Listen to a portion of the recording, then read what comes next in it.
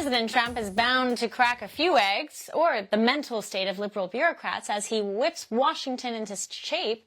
Friday, Politico reported that Trump's Agriculture Department has scrubbed any climate change references across their sites and documents.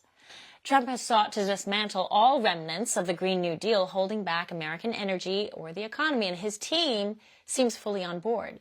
His new EPA head, former New York Congressman Lee Zeldin, has made it clear that anyone who at the EPA fails to carry out the agency's mission, as well as the president's, will not be at the EPA, and they should not be there. This approach, in addition to withdrawing from the Paris Climate Accords, has alarmed the globalists at the UN. Surprise, surprise. And just as their globalist forefathers before them had, back in the Civil War when they supported the South, these UN globalists are encouraging U.S. cities and states to buck their federal government, honor the accords, and obey the almighty UN. Mandy M. Gunasakara joins us now. She is the former EPA Chief of Staff under Trump's first term. She's a director at Independent Women's Forum Center on Energy and Conservation. Mandy, welcome to the program. How is the UN not advocating for a second U.S. Civil War by encouraging local leaders to revolt here?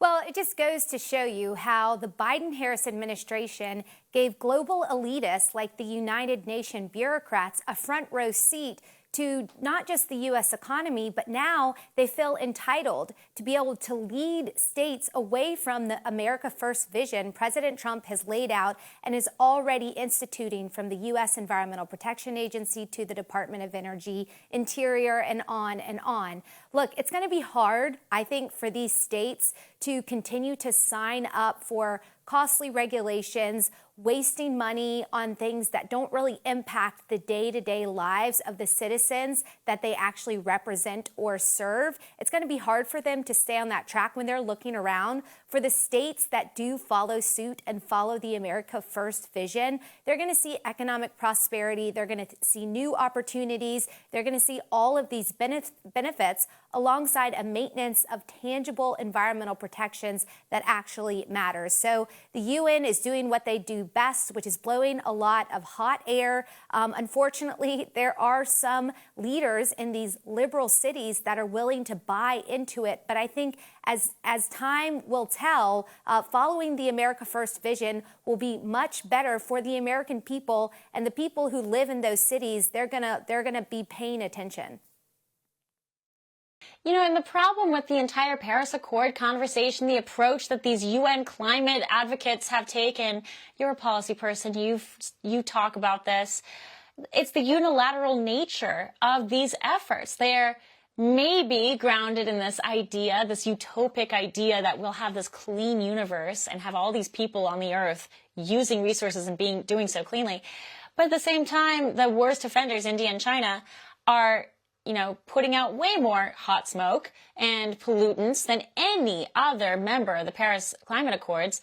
Yet the UN consistently does not seem to be interested in addressing those core issues with China and India.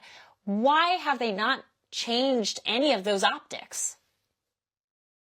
Because that's not the point. The point of the United Nations and the Paris Climate Accord really was to shift wealth from developed countries like the United States to the developing world. And of course, the United Nations and their climate cronies would get a relative cut either directly through the various pseudo-governmental bodies or through investing in second-rate technologies, things like renewable energy that they're building in some of these developing countries, but aren't providing them the stability they need for an electrical grid to actually establish a modern society and create that new opportunity to lift people out of abject poverty. And you point out such a great point, Chanel, on the Paris Climate Accord, why it's such a bad deal, because it puts all of the cost and the economic burdens on countries like the United States, but it gives places like China and India an absolute free pass. And they're trying to go after greenhouse gas emissions. Meanwhile,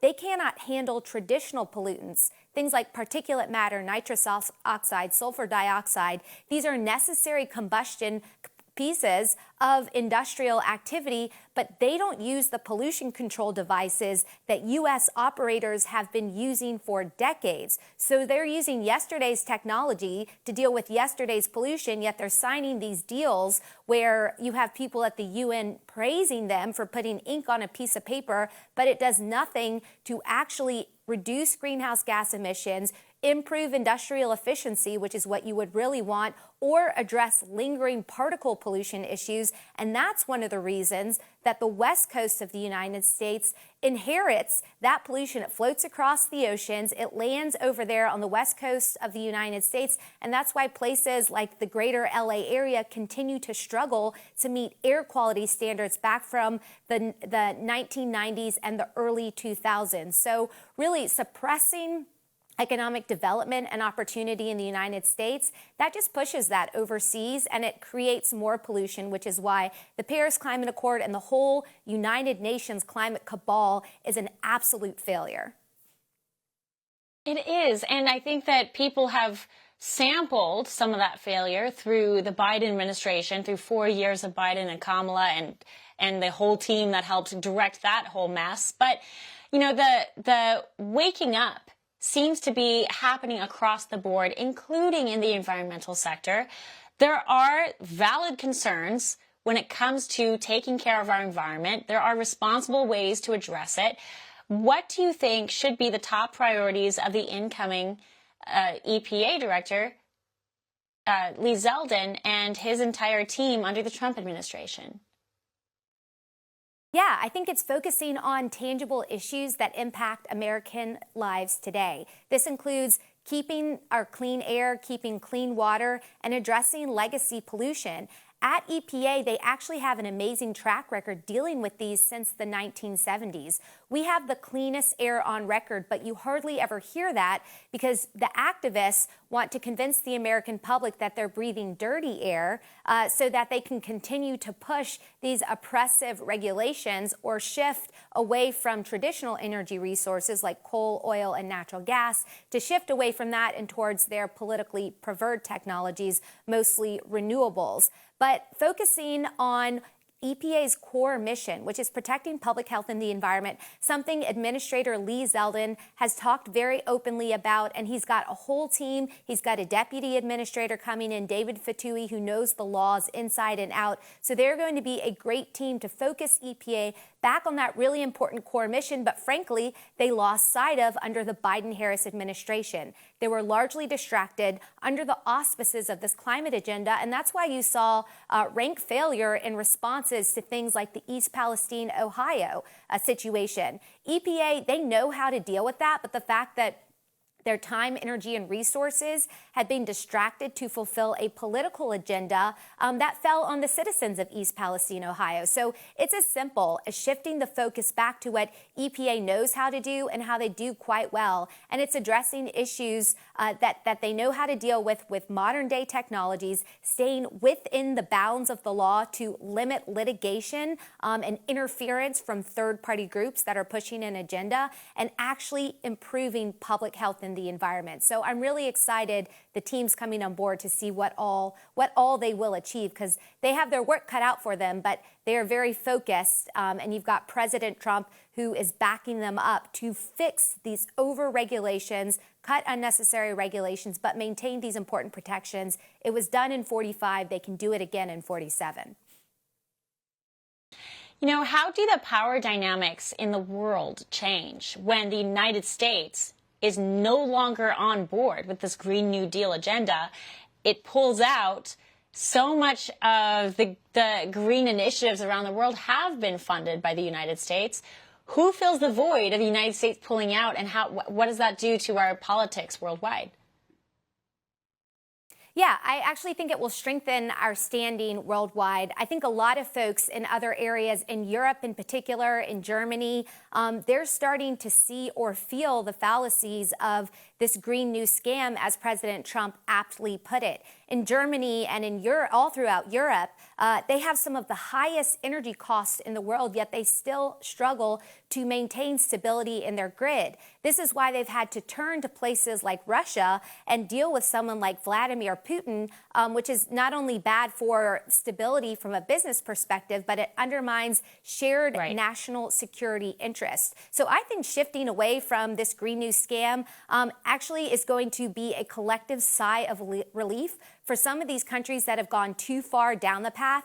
You're also seeing a lot of political wind shifting because the constituents in these areas, they're done with paying way too much for energy costs that still fail to deliver in terms of the lights being able to turn on or the heat being able to turn on when people need it most. So I actually think President Trump, he's the forward side of momentum and focusing in on things like technology sharing that can actually help improve global emissions and improve efficiencies. I mean, people are going to jump on board to that because that creates real value and real improvement for people, not just in the United States, but all across the globe. Before I let you go, I want to also get your take on the tariff discussions that we're having with Canada and Mexico, more so with Canada. We import oil from our northern neighbor, and there's a lot that is in flux right now. And the Biden administration left Americans no favors by leaving and restricting access to so much drillable oil. Walk us through your take on where we are with Canada and these tariff discussions. Yeah, I think President Trump has Canada, Mexico, and China right where they want to be, which is coming to the negotiating table to reshift the fact that the United States, we are a leader across the board, and the rest of them need to start recognizing us for those reasons. He's also talking about creating a more robust domestic energy system here in the United States. We have the wherewithal and we have the people to extract, refine, transport, and deliver those resources in the most effective and efficient way. They all understand that, and they are way more dependent on the United States economy than the United States economy is on them. So President Trump using the power of tariffs, it's very smart politics. It's how he likes to make a deal. And you've already seen that Mexico is going to shore up the border in response to this. I mean, people take him seriously, as they should. They don't want to have to deal with these 25% tariffs. So I think, generally speaking, they're going to come to the negotiating table and they're going to figure out how best to do their part in supporting the America First agenda, too. And unsurprisingly, energy will be one of the strongest leveraging items in a lot of these negotiations. Mandy Gunasakara, thank you so much for the time. We appreciate the illuminating conversation on an otherwise very murky topic. Thank you. Thank you. What is the future of birthright citizenship in the United States? Attorney General Austin Knudsen of Montana breaks it down right after this.